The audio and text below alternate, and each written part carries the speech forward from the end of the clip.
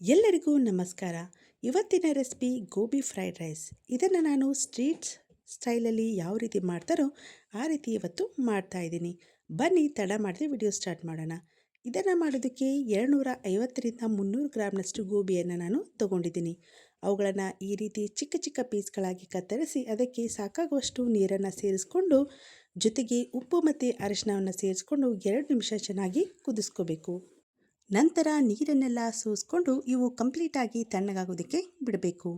ನಂತರ ಇದಕ್ಕೆ ಅಚ್ಚ ಖಾರದ ಪುಡಿ, ಹಾಗೆ ಕಾಳು ಮೆಣಸಿನ ಪುಡಿ, ಹಾಗೆ ಜೀರಿಗೆ ಪುಡಿ ಮತ್ತು ಗರಂ ಮಸಾಲವನ್ನು ಸೇರಿಸ್ಕೋಬೇಕು.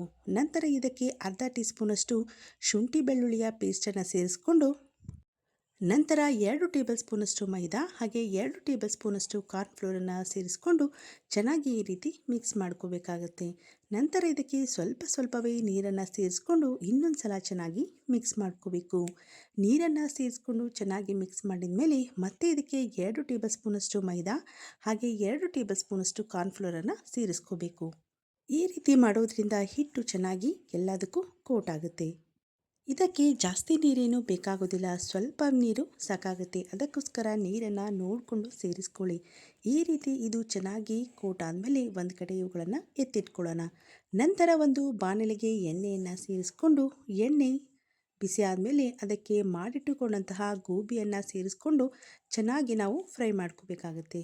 ಕ್ರಿಸ್ಪಿ ಆಗೋವರೆಗೂ ಇವುಗಳನ್ನು ಚೆನ್ನಾಗಿ ಫ್ರೈ ಮಾಡಿ ಇಟ್ಕೊಳ್ಳಿ.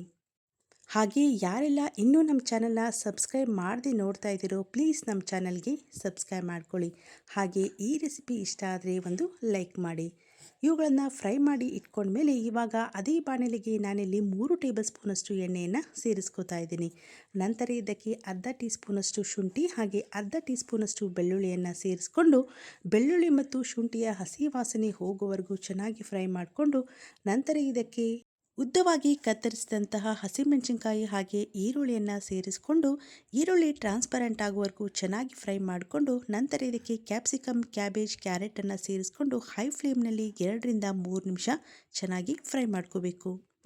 ಈ ರೀತಿ ಮಾಡೋದ್ರಿಂದ ಎಲ್ಲ ವೆಜಿಟೇಬಲ್ಸು ಕ್ರಿಸ್ಪಿಯಾಗಿರುತ್ತೆ. ನಂತರ ಇದಕ್ಕೆ ಫ್ರೈ ಮಾಡಿದಂತಹ ಗೋಬಿಯನ್ನು ಸೇರಿಸ್ಕೊಂಡು ಅದನ್ನು ಕೂಡ ಹೈ ಫ್ಲೇಮ್ನಲ್ಲಿ ಚೆನ್ನಾಗಿ ಮಿಕ್ಸ್ ಮಾಡ್ಕೊಳ್ಳಿ. ನಂತರ ಇದಕ್ಕೆ 1 ಟೇಬಲ್ ಸ್ಪೂನಷ್ಟು ಸೋಯಾ ಸಾಸ್ ಹಾಗೆ 2 ಟೇಬಲ್ ಸ್ಪೂನಷ್ಟು ರೆಡ್ ಚಿಲ್ಲಿ ಸಾಸನ್ನು ಸೇರಿಸ್ಕೊಂಡು ಚೆನ್ನಾಗಿ ಮಿಕ್ಸ್ ಮಾಡ್ಕೋಬೇಕಾಗತ್ತೆ. ನಂತರ ಇದಕ್ಕೆ ಮಾಡಿಟ್ಟುಕೊಂಡಂತಹ ಅನ್ನವನ್ನು ಸೇರಿಸ್ಕೊಂಡು ಇದರ ಮೇಲ್ಗಡೆ ಕಾಳು ಮೆಣಸಿನ ಪುಡಿ ಹಾಗೆ ಅಚ್ಚ ಖಾರದ ಪುಡಿ ಹಾಗೆ ಗರಂ ಮಸಾಲ ಹಾಗೆ ಸ್ಪ್ರಿಂಗ್ ಆನಿಯನ್ನ ಸೇರಿಸ್ಕೊಂಡು ಚೆನ್ನಾಗಿ ಮಿಕ್ಸ್ ಮಾಡ್ಕೋಬೇಕು. ಇಲ್ಲಿ ಸ್ಪ್ರಿಂಗ್ ಆನಿಯನ್ನ ಸೇರಿಸ್ಕೊಳ್ಳೋದು ಆಪ್ಷನಲ್. ನಂತರ ಸಣ್ಣದಾಗಿ ಹೆಚ್ಚಿದ ಕೊತ್ತಂಬರಿ ಸೊಪ್ಪು ಹಾಗೆ ಉಪ್ಪನ್ನು ಸೇರಿಸ್ಕೊಂಡು ಚೆನ್ನಾಗಿ ಮಿಕ್ಸ್ ಮಾಡಿಕೊಂಡ್ರೆ ಆಯಿತು.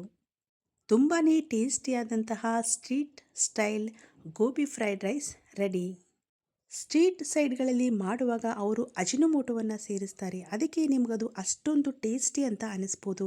ಆದರೆ ಈ ರೀತಿಯಾಗಿ ಒಂದ್ಸಲ ಮಾಡ್ಕೊಂಡು ನೋಡಿ, ಇದು ಕೂಡ ತುಂಬಾ ಟೇಸ್ಟಿಯಾಗಿ ಬರುತ್ತೆ. ನಾವು ಮಾಡುವಂಥ ರೆಸಿಪೀಸ್ ನಿಮಗೆ ಇಷ್ಟ ಆದರೆ ಪ್ಲೀಸ್ ಲೈಕ್ ಮಾಡಿ ಹಾಗೆ ನಮ್ಮ ಚಾನಲ್ಗೆ ಸಬ್ಸ್ಕ್ರೈಬ್ ಮಾಡಿ. Thank you for watching.